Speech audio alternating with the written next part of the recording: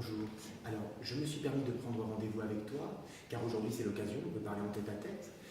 Car vois-tu, je ressens le besoin de m'exprimer pour que je puisse évacuer certaines tensions qui commencent à se faire récurrentes, notamment au niveau de ma cage thoracique.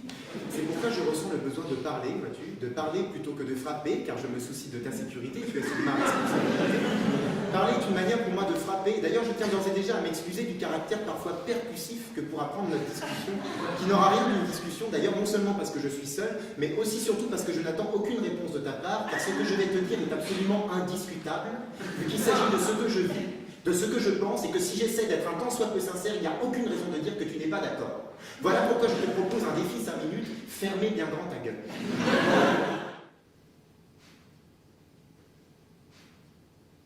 Avant d'être professeur, j'étais dompteur de fauves dans un cirque. Non.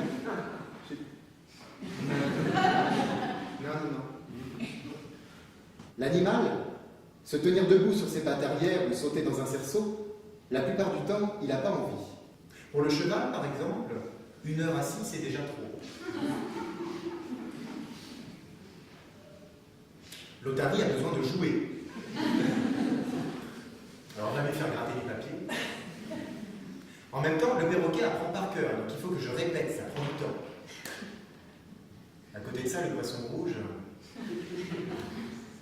c'est compliqué. Tu sais, le soir, on peut me croiser au supermarché. Et il ne faut pas s'étonner si je mange.